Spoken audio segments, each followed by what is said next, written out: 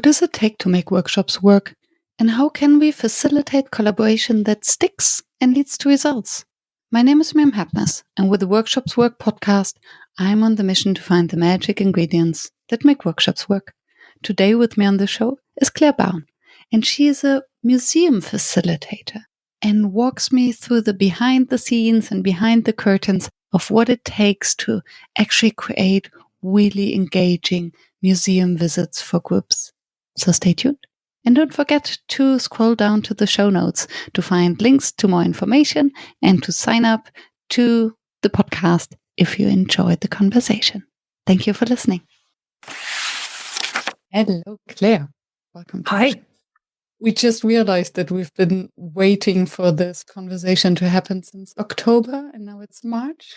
Yeah, time flies, doesn't it? Yes, the whole winter is gone, and now we're heading into spring, and we're finally chatting. So yes. I'm pleased.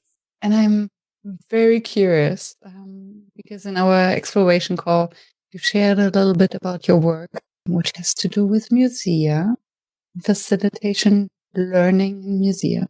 So I cannot wait to hear more. And I always start with the same question. When did you start calling yourself a facilitator? And actually, do you? Yes, I do. Very much so. A museum facilitator, I think, would be a good way of describing it. I was thinking about this question because I've listened to your podcast, and I know you asked this as an opener, and it always generates really exciting, interesting answers, gets a little bit of the imagination going, the thoughts start whirring at the beginning of an episode. So I was trying to think about when I first started calling myself a facilitator, and I can't pinpoint the exact moment, but I know it was around the time. So I was doing my master's 2010, 2011. And as part of that, I started working in a museum in Amsterdam. I was an intern. I was doing some research for my thesis, and I was researching and exploring how to create more engaging museum experiences. And I did a lot of focus groups. I talked to a lot of museum educators and museum guides, and I read a lot of books all about different approaches. And I think it was during this research that I discovered the idea of facilitation. And yes, this was facilitation in a very different environment. What I was reading about was facilitation, perhaps in the corporate world, but it really perfectly described the shift we were making in the museum from a more kind of information-centered approach, a delivery approach, a lecture approach, to this more participant-centered, discussion-based approach. And I love the idea of the museum educator or the guide facilitating this process. So I started using this term, facilitator and facilitation, and I took it into my trainings and workshops. And I remember, so this was, probably about 10, 12 years ago, there was a lot of skepticism around me using this word. So I think people were used to being seen as perhaps the educator or even the expert in their field. And this new word, slightly difficult to pronounce, lots of syllables, but it was coming from a sort of alien environment into the museum world. So that was a while ago now. I think it's much more accepted. I think in recent years, it's become more widely accepted as terminology for what we do. But back in the day, 10, 12 years ago, it was something quite different. Thank you for sharing that. And I find it fascinating just to hear this conscious shift in how musea present themselves from lecturing and teaching to more designing experiences. And I just want to clarify, because I heard you mentioning 3 roles, and I wonder to what extent they're similar or different: the museum guide, the educator, and the facilitator. I think these terms are used interchangeably. It depends on the country you're working in, the context. Different types of museums have different ways of describing the people who connect with audiences, the people who deliver programs. I don't know of many museums that actually, as a job title, would use the word facilitator. It might be guide. It might be docent. Docent is used a lot in America. It's used here in the Netherlands as well, where we're both based. And in other fields as well, been talking to a few educators in the Baltic area, and I've been talking to a few educators in other parts of Europe, and they might use terms like mediator instead. So there's all these different terms that no one can quite agree on, but they do essentially mean the same thing. It's about guiding the process of being with a group from perhaps the beginning of their entrance into the museum towards looking at objects or artworks, depending on the type of museum you're in, and then concluding in some way and exiting the building. And it's got different names, but essentially the new model, as the one we're looking at now, the kind of up-to-date version of how we do this, is very much based around facilitation. Thank you. This makes a lot of sense. And I am curious to what extent the facilitate, because when I imagine the facilitation process, so it's a process, as you say, where you help the group to connect to the artwork. And then to what extent are you free to design your own structure? And what is the role of the way the museum is curated? Because the museum itself without the guide is also kind of facilitating the learning. I think that's so. How do you collaborate? Yeah. So to take your first point, you mentioned you were talking about how much is it your creative process? Yes, so it really depends on where you're working. In some museums, they might have very carefully designed programs. They might even be scripted in some places. In other places, not. Perhaps the guide would have more freedom in designing and choosing the artworks or objects they work with. So it really does depend on the way the museum is set up, the way the education department is set up as well. And you talked about creating connections there between objects, but I talk a lot about, it's about creating connections between people as well. So it's very much acting as a mediator, perhaps between visitors, I call them participants, and the object, but also between the visitors, the participants themselves, and also between you and the participants. So there's all these types of connections that are happening. And then your second question, perhaps you can remind me. That was how the museum acts as a co-facilitator. That's right. Yeah. So I think if you look at the roles that facilitators play, I think if we're looking at the museum educator, they would be very much the visible facilitator.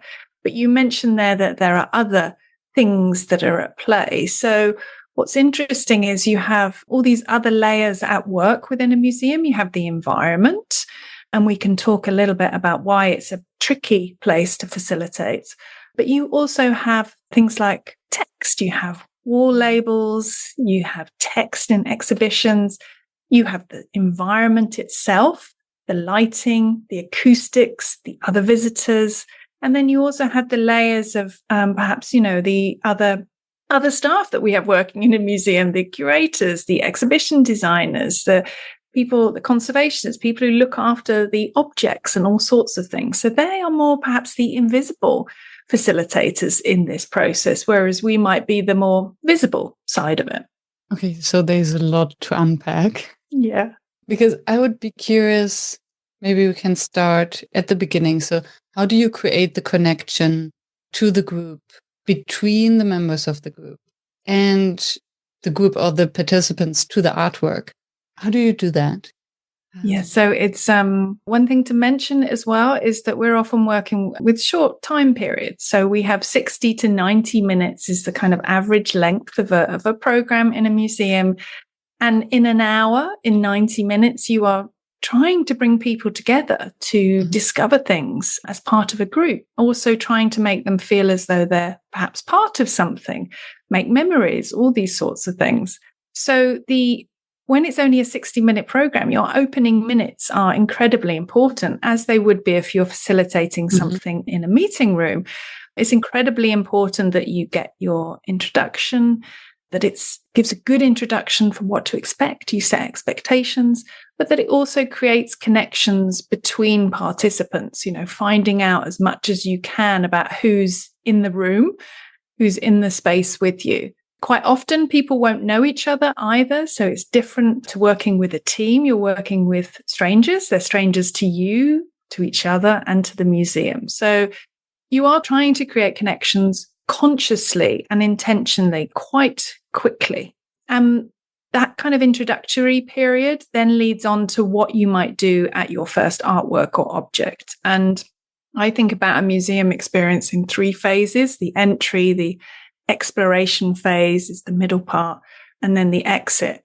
And in the middle part, the exploration part, you're really thinking about how you can progressively develop the types of activities, the types of things we might discuss. So, for example, we may start at the beginning with perhaps some simple observation and description exercises, which enable everyone to participate. We're not requiring any deep thinking too much. We're requiring people to be a little bit more, to take a bit more notice, to look a little bit deeper, but it's things that can get people participating, because we know that if we can get people participating straight away, almost, in the first 10 minutes or so, it's more likely they're going to continue participating.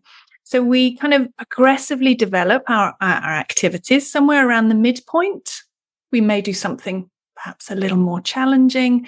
We may have a discussion with a framework. I use questioning practices that I've developed myself, but we may do something that would involve connection making to other artworks, or personal connections, or connecting to wider issues in the world. Or we might do an exercise in perspective taking, where we're asking participants to think about what might this look like from the perspective of someone in the painting. Or what is the perspective of the artwork or the photographer? And those might be things that we might do in the middle of a program when people are energized, they've got to know each other. So all the way throughout, we're building connection. And that principle, I think you've talked about it a lot on this podcast, and it certainly influenced my work of connection before content, which is very much, I think, opposite to what guided tours used to be. I was thinking that, I'm like, wow, to hear that in the context of a museum guide. Tell me more. Yeah, so I think in the past, perhaps if you'd have been on a guided tour 20 years ago, you would have had a very different experience to what you might experience in the majority of museums today. Not all, some museums still have the traditional model, but museums have over the past 15 to 20 years been moving away from this walk and talk, sage on the stage, walking lecture, encyclopedia model towards this more inquiry-based one. And in the old model, it was very much content is king. Museums are these places, are depositories of knowledge, a huge amount of content that they love to share. And a guided tour was pretty much the mouthpiece for that, along with exhibitions and various other things. Connection making wasn't so high on the agenda. You may have been on a guided tour and not actually spoken in the whole period. You may have been asked a couple of recall questions if you were lucky. Do you remember the date I mentioned earlier? But it really wasn't about the participants. It was about the person leading the tour. And these days that has completely changed. The programs that I teach people to design and lead are about the participants. They're participant centered rather than expert centered. It is fascinating, because I must admit that I don't even remember the last time I went on a guided tour, because all my memories are just that being talked at, and then never having enough time to actually read the description. So it was always how do people react to the fact that you get them to connect to each other? And what are the responses? Because I can also see I would go to the museum myself, and then it's actually a nice opportunity to connect to someone and have a conversation that usually might be shy. You don't just talk to someone in a museum. The question is, why not? Yeah, I think There are so many ways we can communicate this. We can communicate it before people arrive. And quite often adults expect that old model. Things are changing, but they're changing quite slowly. The perception of what type of program you might expect in a museum is definitely changing. But some people can arrive expecting that old model and maybe even initially have those kind of fears of, oh, what am I going to be made to do? What is this participation about? What am I involved in here? So again, we may spend some time reassuring people, making sure that we're creating that warm, inviting space so that they do feel comfortable and they know that nothing is going to be going on here that's going to make them uncomfortable. We're going to be asking them very simple questions. They don't need any prior knowledge, and everyone is encouraged but not required to participate. And I think also museums have really stepped up in the past few years, especially since COVID, the pandemic, I think was an influence on this. But museums are spaces for well-being, for connection making. We're recording this, I think, almost 5 years to the day since we were in our first lockdowns, when we were very much isolated. And I see museums very much as spaces where we can connect with others. And we can do this through different types of programming. We can do it by visiting on our own as well. But when we join a program, it's a lovely opportunity to interact with strangers, find out a little bit more about the people in our neighborhood or the people who might go to the museum. And all of those are really interesting reasons to visit a museum on their own. I think also museums have diversified the types of programming they might offer to visitors as well. So things like slow looking programs. I've been involved a lot in teaching and helping museums to design and facilitate these programs, which encourage people to slow down and have conversations. So this would be very different. Very different to a guided tour. A guided tour, we may, do anything from 6 to 12 objects in an hour. On a slow looking program, we might do 1, 2, maybe 3, but, 1 in an hour. And we'll spend a long time really going into observing, describing, and connecting with people in the group. So these different types of experiences that we might have in the museum, they all require quite skilled facilitation techniques and tools as well. So I've been involved a lot with helping museum teams to get these skills, as quite often they're not trained in them. They're trained in the content, but not so much in the facilitation skills and the techniques. And what do you think is the key skill for a museum facilitator? I think I think if we were to ask anybody about the skills that play a huge role, I don't think they'll be able to narrow it down to maybe more than a handful, because there are so many different roles we play or hats we wear. Listening is a key skill. It's overlooked. We often think in discussion-based programs, they're all about the questions, we ask. And yes, that's important. Asking those kind of progressive questions, being really skilled, asking open-ended questions. But you can ask the best question in the world, and if you're not listening to the response, it's going to fall flat. The participation is going to go down. So listening is a really important part of it. There's also other very important skills like coordinating, because you have an awful lot going on in museum, all the other visitors, and we're moving through the space. We're physically active when we're facilitating. So we have to juggle a lot of things. We have to, really think about the timings that we have and make sure that we stay on time and on task. But other skills like the listening, the questioning are also equally important as well. You're also responsible for making communication happen, for really investing time in making people feel comfortable to want to participate. And that doesn't happen naturally either. Yeah. It's interesting that you mentioned listening the first. And I can see that if we don't listen to the answer, it falls flat. And then the others don't want to answer anymore and they feel dismissed and why you're asking the question in the first place.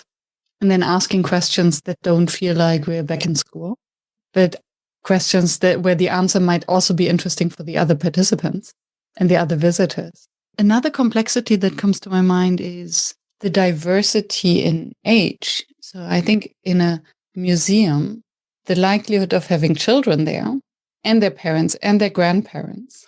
And if you do it in Amsterdam, and the youngsters who might be stoned visiting the museum, they might not sign up for a guided tour though. But still, I think the range you have, how do you deal with that kind of diversity?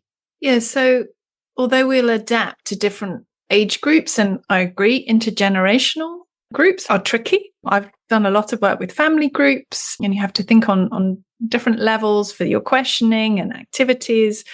So although we'll adapt to different groups that might visit, we'll do perhaps for children, we will, for school children, we will think about how this links with curriculum. For adults, we might, as I said earlier, have to create the conditions more for participation, particularly for those who aren't used to it.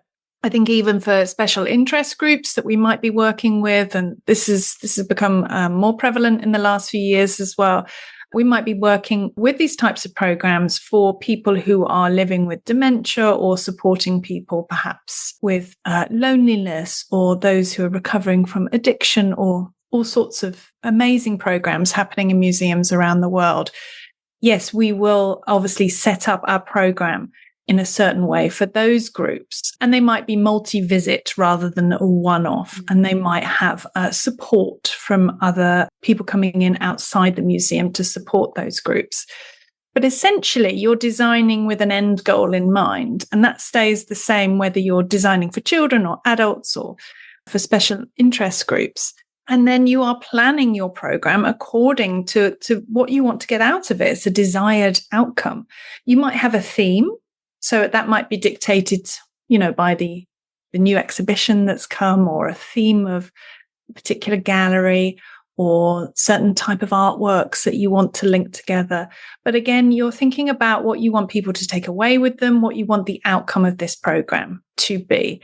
And that plays a huge role in the design of it. And I'm about to ask a very stupid question, and I will still ask it because it will just underline my ignorance. I somehow have the impression that the purpose of a guided museum visit is to understand the artworks or the objects better. But as you describe the fact that we need to have the purpose and the outcome in mind, it sounds as if there can be more than this one outcome. Yeah. So what are the different outcomes or purposes of these tours? So on a very high level, we could have a completely open program. An open program, I see it as very much one where we don't really have a set theme that we're sticking to. We're not trying to impart any particular information. It's very much open and dictated to by the interests of the participants. And you can have varying degrees of open programs. And on the other hand, you might have a more thematic program. And within that, there might be certain themes that you wanted to get across, the information you would like to share in small amounts at appropriate moments that keep the conversation going, which is incredibly important. That information will add to and enhance the conversation. So it really depends. And I think depending on the type of program you're designing, the one that's more open could be more introspective, could have you thinking about perhaps an artwork in relation to your own feelings. Or the one that's more extrospective perhaps will focus more on the artist, maker, photographer, maybe the historical context. All of those might come into play to the conversation as well. And you can obviously combine these approaches, but it really helps you to narrow down, what is my outcome at the end of this? What do I want people to go away with? And that really helps you sort of design the experience in relation to that. Makes sense. So yeah, we would do the same in other workshops or in more corporate workshops. And we often speak about in these more corporate workshop facilitation settings is the ability to remain flexible. So depending on the group, they might have a specific need, or the group has a desire to talk about a specific thing. How much flexibility do you have, or do you take? How much freedom to say, you know what, let's skip this artwork, or let's go to another object. I have the impression that this group will really connect to something else. And how difficult is it then in this context where I can imagine you cannot prepare for every object in the museum? So you do have a selection. And are you making the selection yourself? Yeah, so I think, right, to answer, so I think I heard three questions there. So I'll start at the beginning. I think it was about flexibility. Yes. So I think it comes down to personality as well and the type of organization you're working for. So so if that organization would give you a certain amount of freedom to be flexible, and most, I would say, do. There are very few that say you have to stick to this. I think if they did, that would be because of crowd control or busyness or all sorts of other factors. But if you did have a certain amount of flexibility, I think it comes down to your personal facilitator style. And we all have one that we bring to our work, no matter, what our experiences are or our personality is. We'll bring that into our facilitation. And the same will be how you respond to being flexible as well. And I know we can improve that. We can expose ourselves to being more flexible. For example, I really love kind of changing in the moment and going with that impulsive, we could do something different here. Mm-hmm. So although perhaps, for example, I use a lot of questioning frameworks, and I've designed my own, as I said. So I may start with a certain direction of questioning, but in response and being responsive to what people are saying, I may go in a different direction. Or I may have a plan for perhaps connecting this artwork with one that's already in the room, but the group seem to perhaps require, a little bit more activity or a bit more agency and independence. So perhaps in the moment, I might decide to let them choose which artwork connects with the one we've already been discussing. So for me, that gives me a little boost as a facilitator. It always kind of makes you feel very good. And also gives the group something that you're letting control of the reins and you're able to make a decision in a moment. And I think being a facilitator is very much, I quite often use the swan analogy that, we're very calm up top and the feet are doing this, but then we're also spinning plates somehow. I'm not sure how the swan would do that, but there's all sorts of processes going on when you're facilitating. And I remember when I first started, I was so exhausted after doing, one 90-minute museum session. I was like, do people do this all day? It's exhausting. But I think that experience of doing it over time helps it become less mentally draining. You save your mental resources for other things. And I think also you get with experience that confidence to be able to say, you know what, today we're going to do something different. We're going to try something. And that is the joy of facilitating after, several years. It won't happen in your first couple of years, but after doing this for a certain amount of time, you go with the flow, you make changes in the moment, and you're happy to do so as well. And you mentioned your question framework a couple of times, and I'm curious, what is the question framework? What do you do with the questions?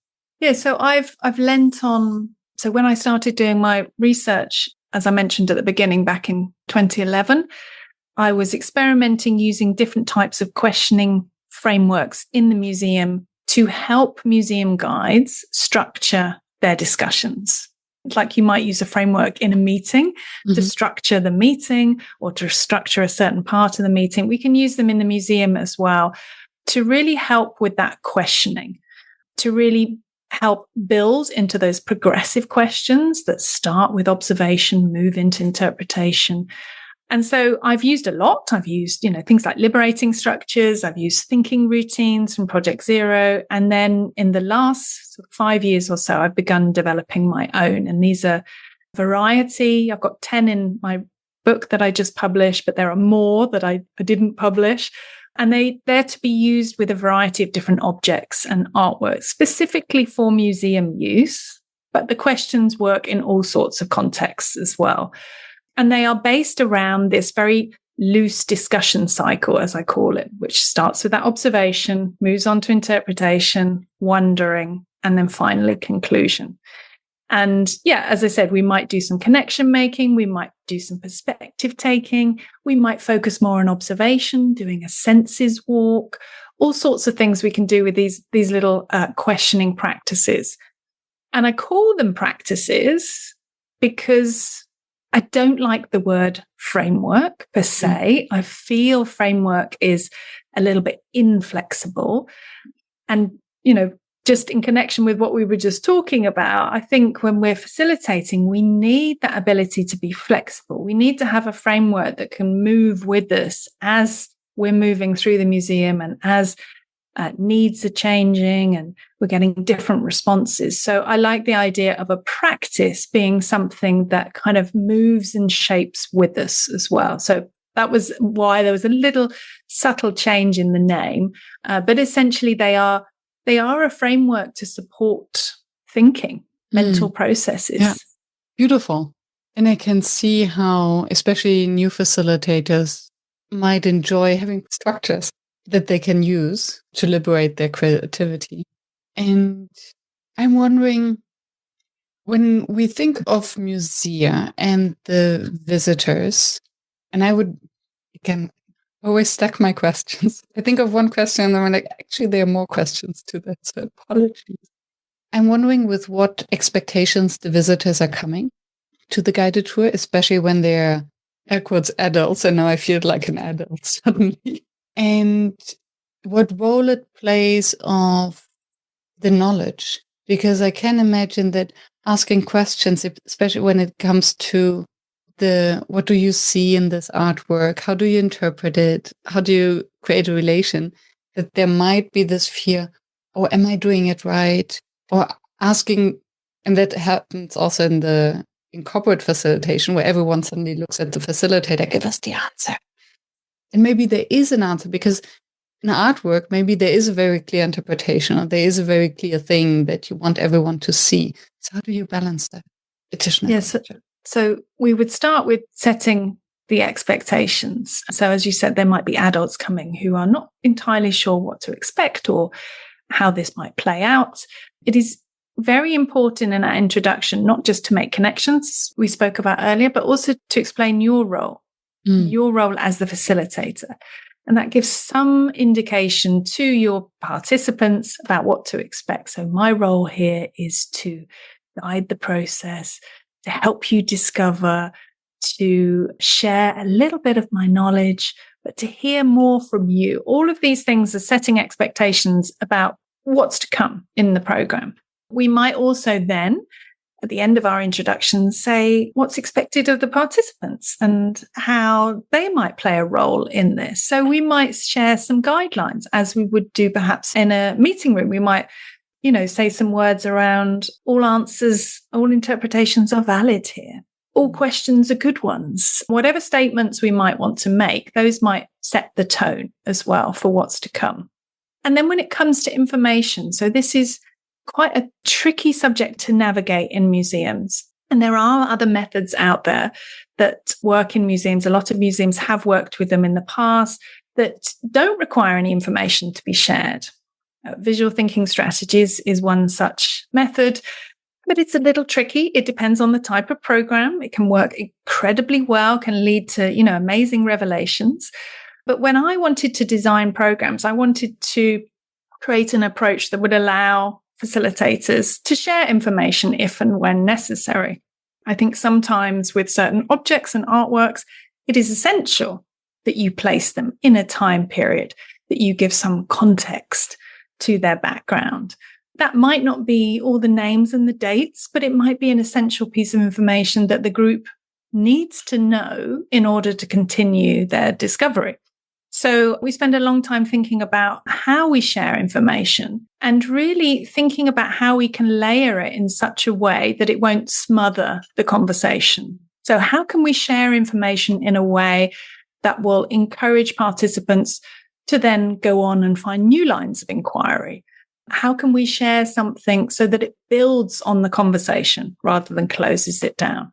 So little phrases like, I notice you use I'm wondering a lot. Well, something I use throughout my sessions will always be, what are you wondering about? And it's a really gentle invitation to ask people, what do you want to know more about? What can I help you to understand? And you'll find that once you start using it, people will then start giving you their wonderings. Why is this here? Why are we looking at this? Who created this? And you can share information in response to their wonderings. And really think about the way you're sharing information as well. So we talk a lot about sharing information in an accessible way, not using jargon, not using the terminology that we might have grown used to working in a certain environment, and making sure that it's clear for everybody to be able to understand. The goal is equal participation, whether you're coming in with an art history degree or whether you are walking in just curious to know what's going on behind those doors of the museum. It's fascinating. It's really fascinating. And what I just realized is, as you explained how you use the question, what are you wondering? It's as if you're planting the seed to grow their own curiosity. So you don't give them, while it's very tempting to give them all the information already, and then they don't have any questions because they have to deal with their overwhelm. How can you give just a little bit of information and ask them questions so that they will actually come up with more questions? And I think that's something we can really learn from also in other contexts and other workshops. How can we reduce the amount of information that we've initially give and rather respond to their own curiosities? Because then the learning will also stick better. Yeah, absolutely. I think a useful way to think about this is perhaps in more traditional museum programs, a museum educator or guide would walk up to an artwork or object and they would start talking as soon as they arrived. They wouldn't even give the people in their group the time to look at what they were looking at. They would start explaining what they're seeing. And I think what I teach for and advocate for is let looking lead, because we are arriving at an object. We must then think about how we pause and allow people to look, to notice, to do that observation, because a lot of that curiosity will come from those observations. And then when we're sharing information, going back to that, we perhaps can think about it in a way that we're sharing information that perhaps they couldn't find for themselves. Those visual clues aren't in the photograph or in the artwork.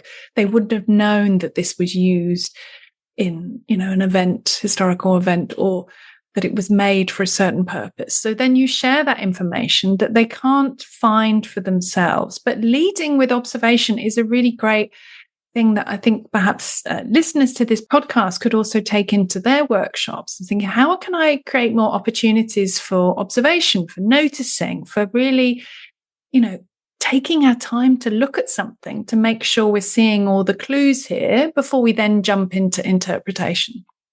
And what comes to my mind is another skill that especially museum facilitators need is sitting with silence. Because if you invite people to notice, you just have to shut up for a while.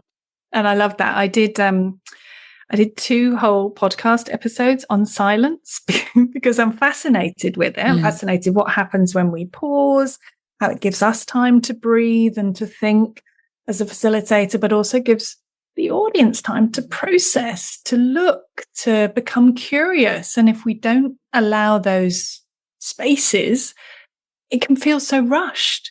We can't get to those kind of deeper thoughts. So silence, pause. Yeah, I'm all for it. And then I assume that you would also think of different learning types. So there are those who learn by listening and by speaking and maybe by writing or drawing, and that you can also include all of those a bit. Yeah, so we try to incorporate lots of different modalities into our programs. They're not all about talking. They're not all about discussion. And even if they are about discussion, we incorporate different modalities into the way we talk to each other. So it's not always whole group activities. We, bear in mind people who may be quieter and may prefer to turn and talk to their neighbor. We also do small group activities, just as you would in a meeting room. And then those different modalities as well. So we might bring in, it's harder for us to bring in props into the museum, but we work quite a lot with sticky notes, with post-it notes. They are great tools to carry around, lightweight. People can use them to write down personal connections to an artwork. And that ability to write something is great for give people thinking time, to encourage quieter members of the group. But also with something like personal connection making, you don't really want to be asking people to share those unless they're entirely comfortable. So writing it down and then inviting people to share is a great alternative. We may also do drawing. So we do a lot of drawing activities for observation, stating very clearly, this is not a test of your drawing skills. This is an observation activity. We create poetry out of words that we've used to describe an artwork or an object. We can then create poetry with the post-it notes. We can incorporate movement by recreating a scene from a painting. So there are all sorts of different modalities that we can use to really bring in every member of the group. And as I said before, that's really the goal. We are trying to see who's participating, who's not, and how can we encourage or invite them gently to be able to feel that they can participate fully in the process. I'm getting very curious. I will sign up to a guided tour now for my next museum visit. And I now clearly see the difference, because I would get an audio guide. And I get more information. Most of it I forget as soon as I step out of the museum, unfortunately. I'm flabbergasted when I'm there, and then it's all gone. And now I see the complementary. Yeah, I think this is you mentioned at the beginning, we were talking about information being sticky. Mm-hmm. So it's much more memorable sharing information in this way, because people are remembering when it was said, or who said it in the group, or how they felt at the time. So that's all helping people to remember these experiences. And when I first did a pilot for my first program using this new approach, it was with school children, it was a long time ago.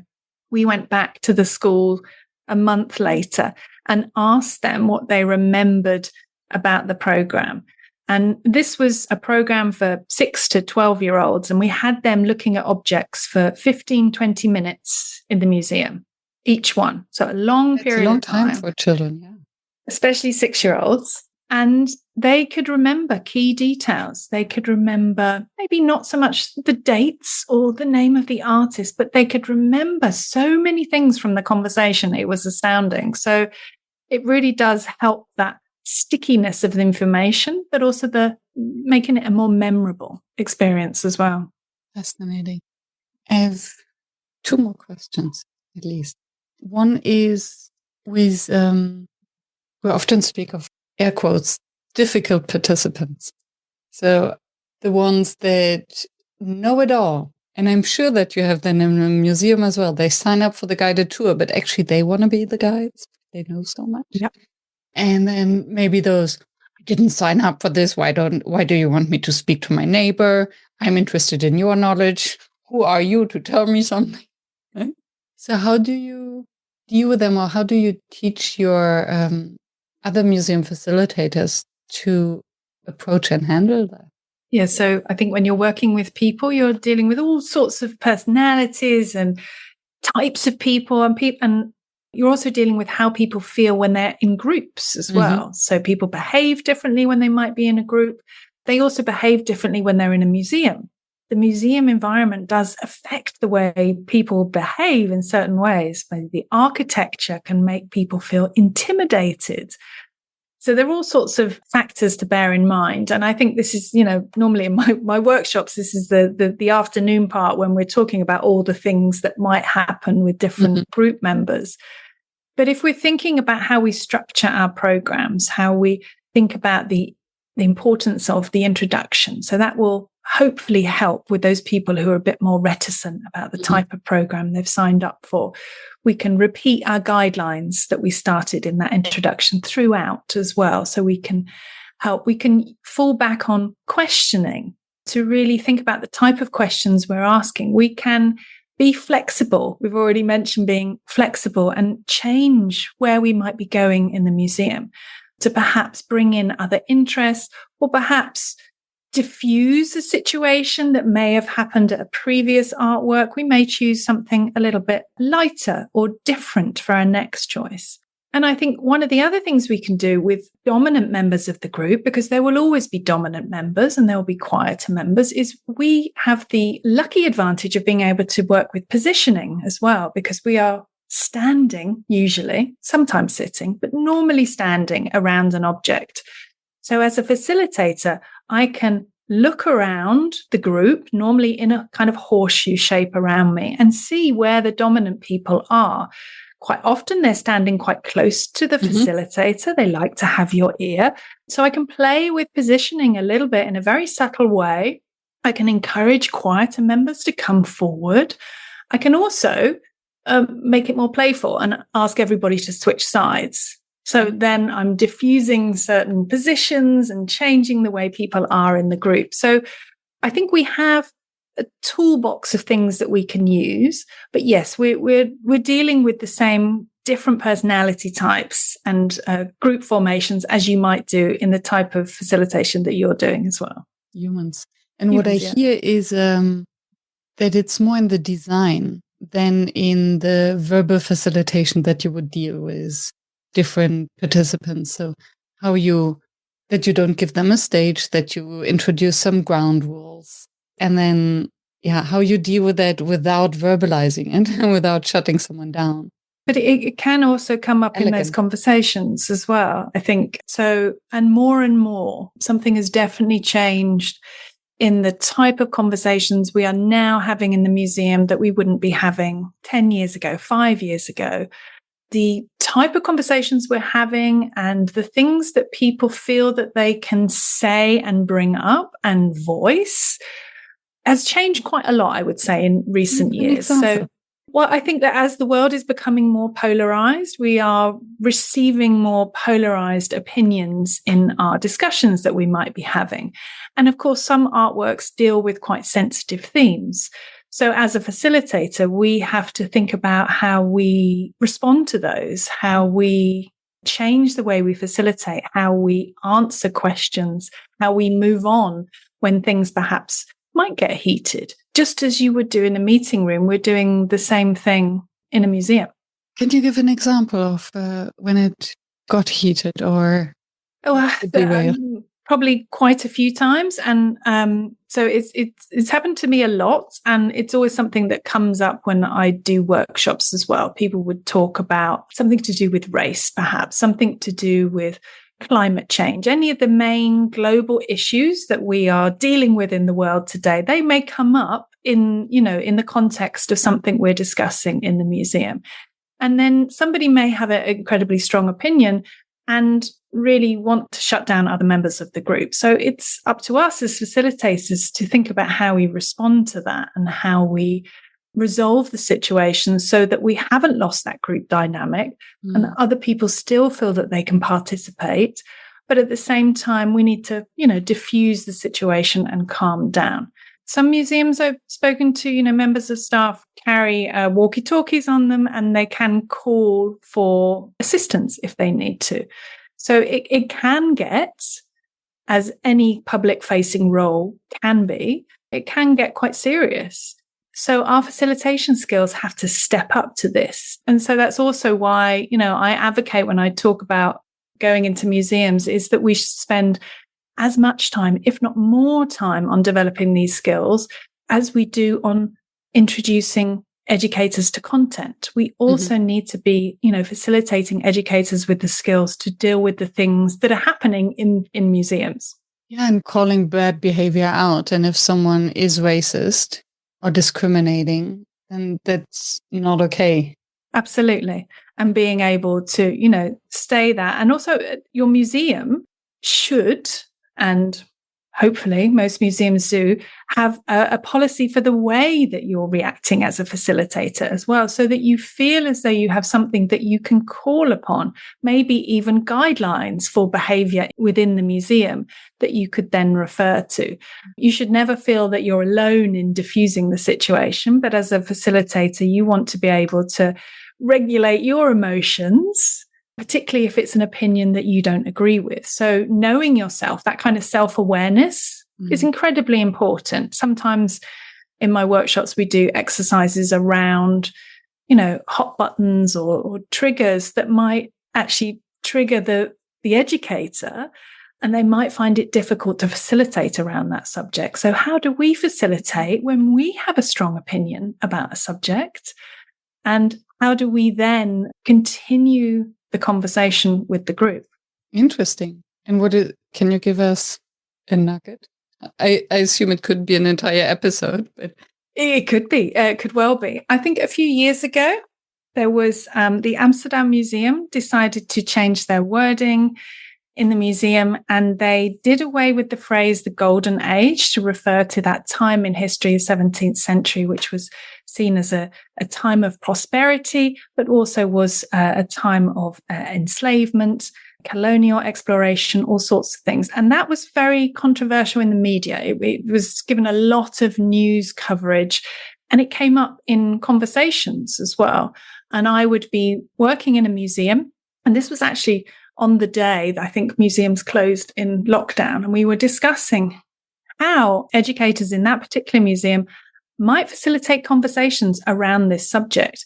And the way we unpacked it was to really think about how they felt about this subject first. So we first went into that sort of self-awareness. How do I feel about this? How does it make me feel when I'm talking about it? And then knowing yourself is the tool that you use to be able to then design a discussion around it, but also know what's going on in your body, that emotional reaction is happening when you do feel that you're triggered by a certain subject or comment. Yeah, that's such a good point because, if you know that you're sensitive and then you can at least notice, calm down, and then respond instead of react. Very interesting. And then I think, I was just thinking, I think you've had lots of episodes on this as well. You've covered it, that we talk about facilitation as a process, but I think it's very much being aware of what's happening with us as well as the facilitator. Yes, we want to perhaps be invisible and for the process to run smoothly, but at the same time, we're a human being running that, whatever that program is or that meeting. And spending time developing our own self-awareness, our own reflecting on, who we are and what makes us tick is a really important part of this job. And perhaps we don't always spend as much time thinking about that. Yeah. And I think it's a huge part then of the experience, because if we get triggered by the participants, this will impact the entire group dynamics. And I can also think of things like imposter syndrome. So then there comes a question that we cannot answer because we don't know this piece of content, or a participant who indeed knows more than we do and wants to show that to the entire group. How do we deal with that? Great question. So this has happened on programs that I've run in the past. And I've even had someone fact checking on a phone things that maybe information I was sharing. This was quite a few years ago. But yes, it's acknowledging if there is knowledge in the group, and sometimes you might get a specialist. You might get someone who knows an awful lot of information. So acknowledging that there's someone in the group who does have this specialist knowledge and bringing them into the conversation, I think is a really good way of involving them in it. But it gets difficult when you're trying to think about how much of a role they might play in the conversation. But yes, it definitely comes up. What was the other thing you mentioned? I don't know. I think I was thinking of the imposter syndrome. That's right. When you don't know the answer. Yeah. And from what you say, I can also, the more we are grounded in our knowledge and feel confident, then we are also more confident in inviting someone in who has more knowledge, because that's okay.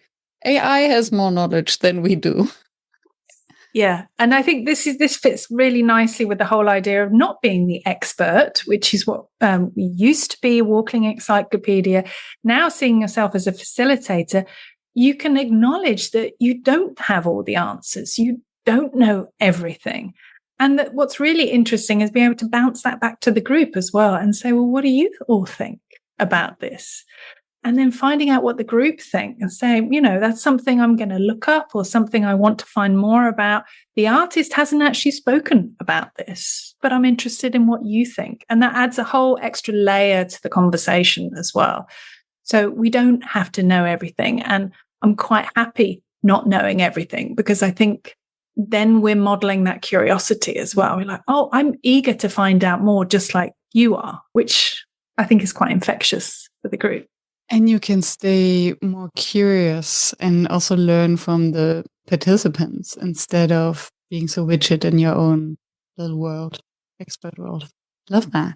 Is it different for a art museum as opposed to a more object or history museum? You mentioned the Museum of Amsterdam, which is a museum about history. So there are maybe some objects to represent, but it's mostly about the information.